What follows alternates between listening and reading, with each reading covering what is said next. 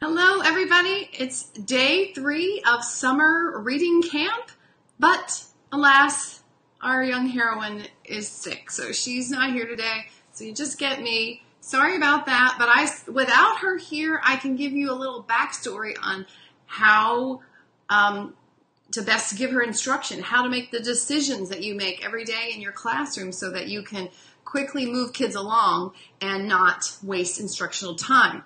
So even though we don't have our young friend here, we can still talk shop and figure out how to accelerate your students and save you instructional time and planning time. Okay, I'm hearing from a lot of you saying, things like, in email, I get questions like, I don't know if I'm making the best use of my instructional time. I'm not sure I'm using the best activities.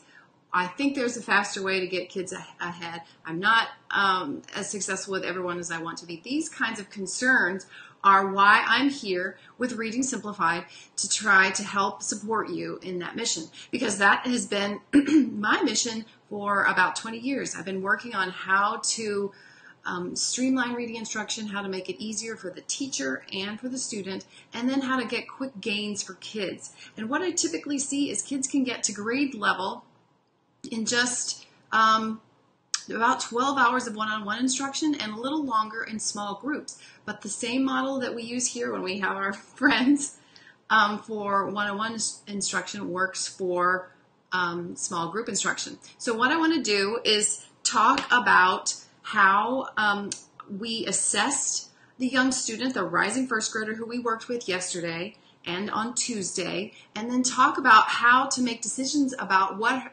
is her most pressing need and which activities would serve her best. Because there's a lot of different things she doesn't have because she's just a rising first grader, and she's a young one at that. She's doing great. She's on a great path. She's probably above average for first grade, and yet, of course, there's a lot yet that she has to learn. So how do you make the decision about what to prioritize? So I'm just going to be sharing this out to a community that we have created called Level Up Your Reader's Achievement. So give me a second while I share it with those guys, and then we'll get started talking about this young girl's needs.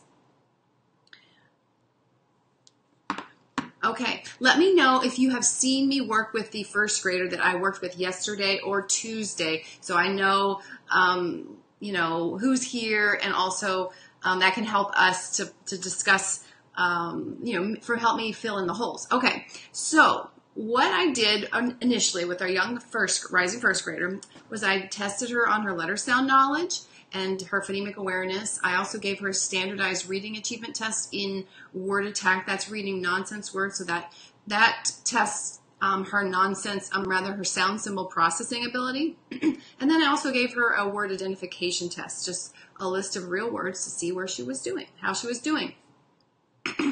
And with the letter sound knowledge, let's look down here on this streamlined pathway, down here at the bottom. See if I can move my cursor. Oh, okay, here we go. Down here, for short vowels and consonants, I tested her knowledge of that. Excuse me.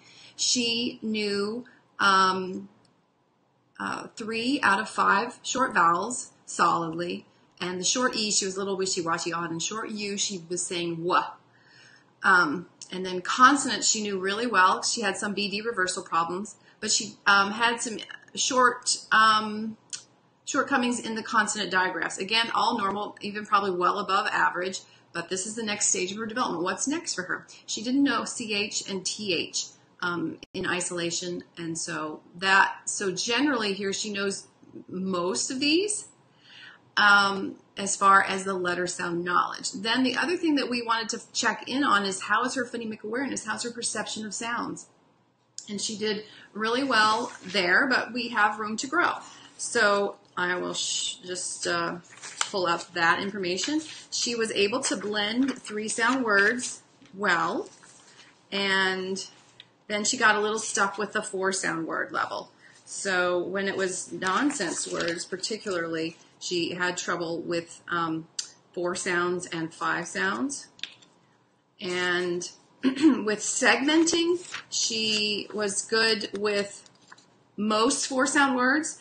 like help, fast, and spot, but she was struggling with 5 sounds. So that tells me that, okay, she's above the 3 sound word level for segmenting and blending, but she is kind of functioning in the 4 sound, 5 sound level. So that means that I'm not going to work with her at 3 sounds because she's already good at that. I need to push up her phonemic processing to the harder levels. And so that kind of addresses this quadrant here. And in fact, because this is a first grade streamlined pathway, that's where we worked with her on the first and second session. We did not go to 3 sound words, even though it's the beginning of first grade. You might think, well, they need to review. I want to make it gentle and easy. Well, maybe a day or 2 of that is fine. But once you figure out what the student's level is, the fastest way to get them to accelerate as readers is to not work at the level that they're already accomplished. Push them to the next level phonemically. So that's addressing the phonemic question here, the phonemic awareness, the phonemic processing question. So we've done the letter sounds, and then we've discussed, excuse me, I have a frog in my throat today. Then we've discussed the phonemic level. Then the other thing that you see here in this purple section, this advanced phonics knowledge level, I noticed as I was having her read words in the word identification test and in the nonsense word reading test, that when she saw a vowel digraph like this, she wanted to say ah, ah. She didn't have the concept that one sound could be more than one letter, except for consonant digraphs. For vowels, she didn't have that at all because she did it over and over again. Every single vowel digraph or trigraph she saw, she wanted to say each sound separately. So that is a conceptual problem that she has because she's probably been in an instruction where one sound was always one letter, especially with vowels. So I encourage kindergarten teachers and first grade teachers to not camp out in one sound, one letter for too long, and go quickly into advanced phonics information like you see here in this purple, the earliest purple zone. So we're going to try to break that concept problem. In fact, we started that yesterday with the activity sorted. So I'm looking at these pieces of knowledge.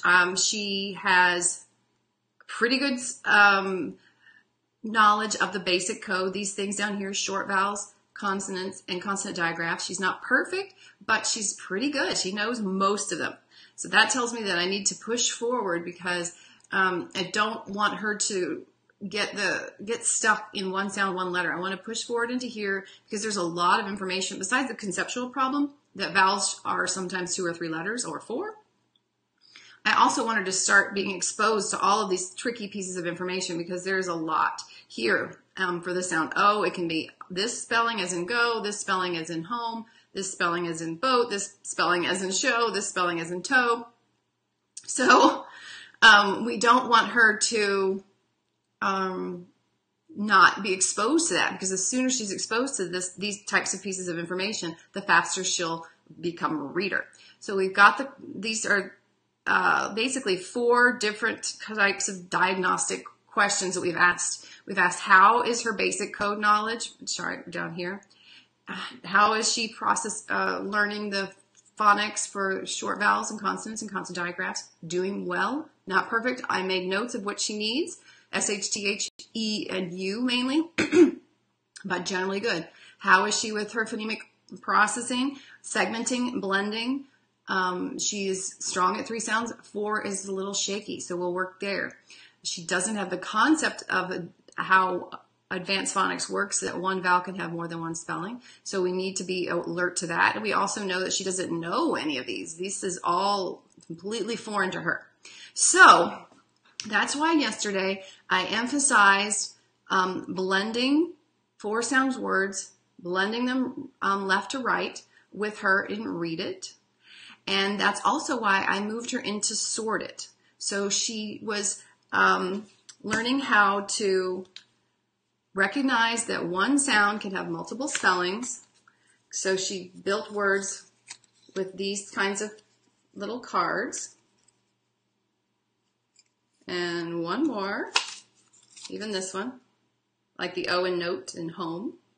So that was giving her the exposure. Oh, look, these are all O spellings. And then we also did Sort It so that she could start to learn how to recognize those.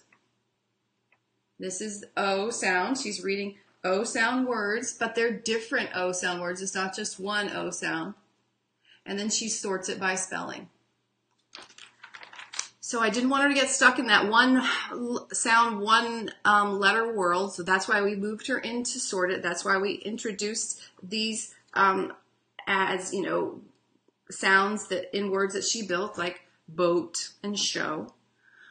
And I'm really pushing forward for blending 4-sound words, blending 5-sound words, and then getting the concepts of how the advanced code works, and then learning more and more of these spellings. So we're moving her up this progression, this streamlined pathway, as you can see, pretty quickly because she's a rising first grader, but we're not going to camp out here in step number 1. We're going to move straight to step 2 because she was able to do it, and she had a bit of a weakness by thinking that one sound could be always, one vowel would always be one letter. So we wanted to break that. So I just wanted to point those things out because these are ways in which kindergarten and second grade teachers and special education teachers in particular can save time. When a child doesn't know all of the consonants or consonant digraphs or short vowels, a lot of curriculas will have us stay there until they master it, until they get everything.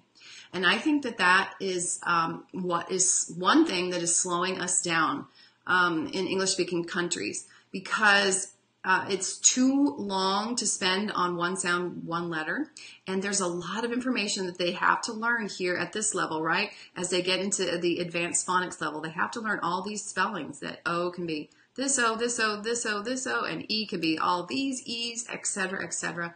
And they also need to early on have the concept that one sound could be more than one letter, especially those vowel sounds.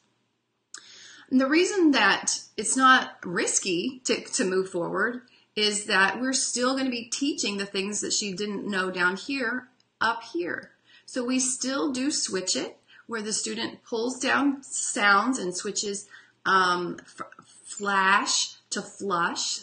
So she's practicing it with 4-sound words, but she's also manipulating that short vowel. So she's going to get that short U by going back and forth between the short A and flash and the short U and flush. She's going to get the short U developed in her memory.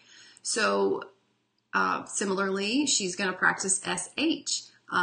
When she read the word show, she had to read, you know, the SH. So as we move forward and expose them to more content, more information, phonics information, we're not really doing them a disservice by skipping over. We may feel like we're skipping over things, but we're not, because we're still folding it in. It's all kind of building up together. So nothing is left behind, but we are pushing ahead so that she can rapidly get enough information about how our code works so that she can start to read more and more words on her own. And that's really the reading simplified agenda, is we move rapidly up into giving them as much exposure to the code and how to process sounds, because those are the two main things you need to be able to decode words. And decoding is what sits at the base, the foundation of recognizing words.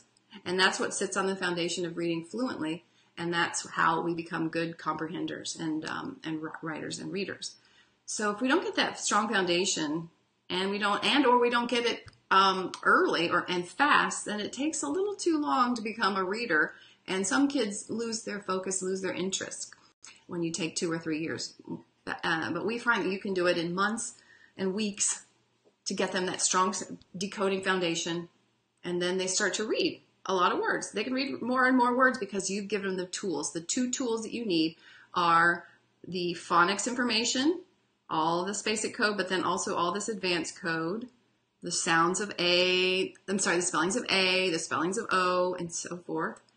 And then they need the phonemic awareness and phonemic manipulation and the sound-based decoding skills of segmenting, blending, and manipulating sounds. And those 2 together allow them to attack more and more unknown words on their own with minimal support from you. So they start to learn more and more about how the code works, and they start to learn more and more words. So to sum up, This streamlined pathway can be one way for you to visualize just in one page how you can move a kid up into becoming a fluent reader much more rapidly than traditional approaches. So yes, take a note of what letter sounds they don't know. And yes, take a note of what phonemic awareness skills they have. But don't just spend time at doing one thing, and don't just spend time at one sound, one level, one word, one sound, one letter, because those things slow our students down. So this streamlined pathway can be kind of a diagnostic tool for you to think, okay, so I know that they don't know all of these, but they know enough. In fact, I think if they know about 70% of this realm, then I'm going to move forward.